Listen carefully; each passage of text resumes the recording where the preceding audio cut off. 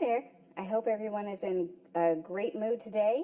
And if not, well, I hope that maybe I can make you feel a little bit better just by showing you some helpful, useful tips or hints, whatever you want to call them. I got a message from a subscriber yesterday. Her name is Adama. I hope I'm saying it properly. Forgive me if I'm not. And she asked me if I could show what I keep my supplies in. And I'm sorry if this is moving around a little bit, but I have to freehand it today to do this. So I thought I would just take out a few of my things that I use to keep my supplies in, just to show you. All right, so this one right here is a little container that I got in Walmart, actually. I can't remember how much I paid for this one, but you can see it snaps down pretty securely, which I like. And what I keep in this is my size 15 seed beads. And you can see on the top of each one, when I get an order, I will take the sticker off of the order and put it on the lid so I can remember exactly what the name of the particular 15 seed beads are. So there's that one. And what's great about these little things, these and all of these they're stackable. So you can fit them into a smaller spot, which is perfect. This one here is another little one. I think I got this one at Walmart as well. I'm sorry, but I can't remember exactly if I did get this one from Walmart. Anyways, you can see that it has the separate compartments, and this I keep my crystal bicones in. And I love these right here, the Thunder Polish ones. And I've got Swarovskis, and what I do is a lot of these in here are Swarovski now, because I just keep refilling these cute little bottles, because I like them. And you can see it says the size on them. And then I have some 3mm there. So, okay, so there's that one, and it's important to me that the lid snap down securely, obviously, so if something falls, which does happen, everything's not going to go spilling out. These things I absolutely love. These are at Walmart, and they're about $5 and change, so really, quite reasonable. These ones really snap down nicely, and what I do is I like to keep things fairly organized, just because it makes things so much easier when you're trying to create something and you're like, okay, I know all of my findings are in this. Or I have another one that I have just for Swarovski pearls and glass pearls. And then I have another container for acrylic pearls. That way I know that I need to just grab this one thing to do all that. So these have a lot of compartments in them, and they hold quite a bit. And then, as you can see on this one, when I generally order my supplies online, just because we don't have a good bead store close to me, and it's pretty convenient to order them. Anyways, when I get the order in, I go down the itemized list of supplies that I've ordered, and I write out on little, I'm sorry, I'm kind of shaky there. I write out on little stickers exactly what it says, the color, the size, everything, what they're made of, and I put it on there. That way I know exactly what it is.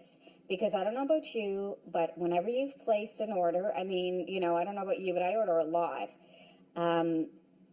So therefore, it's really hard to remember every single thing. Oh, that's the silver-filled one, or that's the sterling silver-plated one, or whatever the heck the case may be. So therefore, you can see I've got it, and I also write down, like, say, if it's pairs of ear hooks, I'll write down how much I actually paid for them, so that I know when I'm figuring out the cost of something, when I'm going to charge a certain price for my earrings or whatever, I know exactly what I put in for materials. Okay, now I even use things like this particular item. It's a plastic container, and you can see it's one of those suction things. I guess you can put chips and dip or whatever, right? But I don't need anything like that right now. So I thought, well, it would be perfect to, like, there's my soutache cord, my leather cording, chain, thread that wants to get wrapped around me, my glue, all that over there. Then in this one, I've got all my beading wire and my string and all that. So again, just sort of puts it all into one spot for you so that it really is very useful. And then I just stack them. And they may not stack perfectly, but at least they're stackable. Okay, and then you can see there, I even use like an old coffee tin to put things like my measuring tape or my jeweler stick things in there. I know, again, I'm so technical. My rulers, that kind of thing. Okay, so I'm going to put that back over there, and then I generally just lay my suede and all that right over there. But I'll show you, I'm going to try to be as, steady as I can with this. I'm so sorry, but okay, let's zoom over. Hold on to your tummies. Now there you can see how I've got it all stacked. And I actually, I also have this other little container here. Sorry, I'm moving again on you.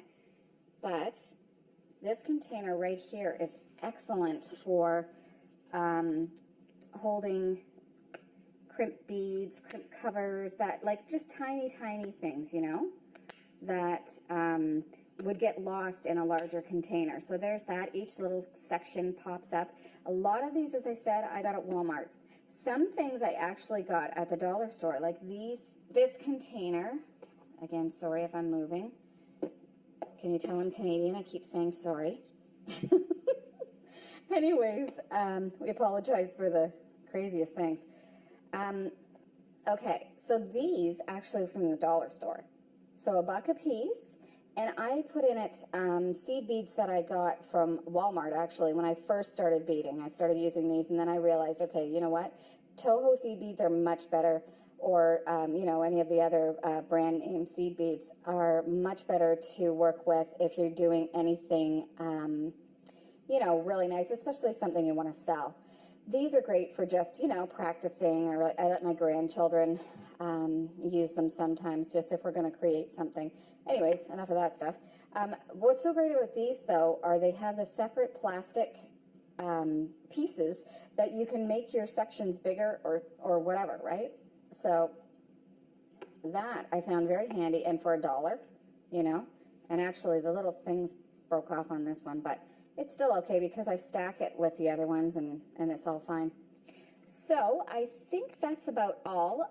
Maybe another thing I might want to suggest is I've got a handy little caddy, and actually it was supposed to be for paint brushes and that kind of thing, but I find that it's perfect for just hanging all of my supplies on, all of my tools, I should say.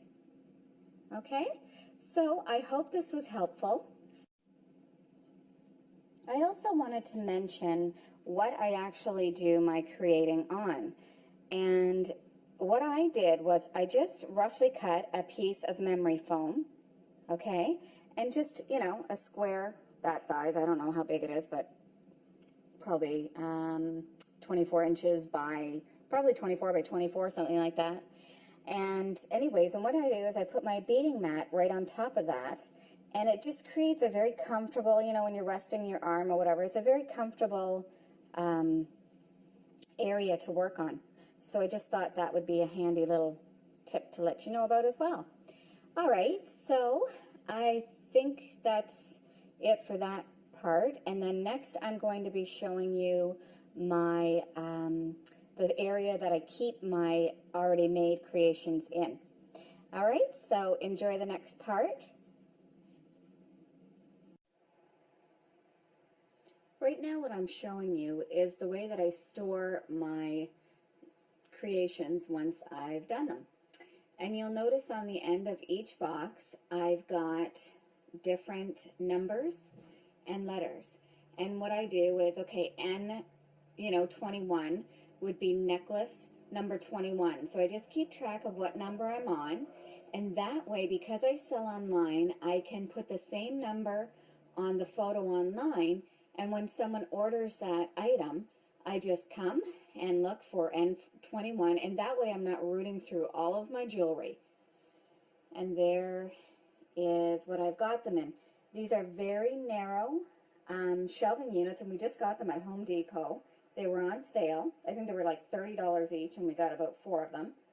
And you can just see where I've stored all of my boxes, and there's my stands that I have and my busts. Okay, so I thought I would just give you a quick look. Sorry if it's not very clear. I hope it is. Anyways, a quick look at how I store things, and maybe just that, great little tip of indexing them like that. Putting a number, and it doesn't even matter what number's on it, as long as it matches to the one that you've got online. Or if you don't sell online, an option would be just making a list on a piece of paper and having that item numbered and a little description, and it just makes it easier to come back and find all of your items. I have about 180 items, so it'd be a little tricky when someone orders something to think, oh yes, I remember where I put that one. So this just makes it easy. So there's another handy little hint. I hope that you found the helpful hints I've given you today useful. That was my intention. So hopefully that is what you've gotten out of it.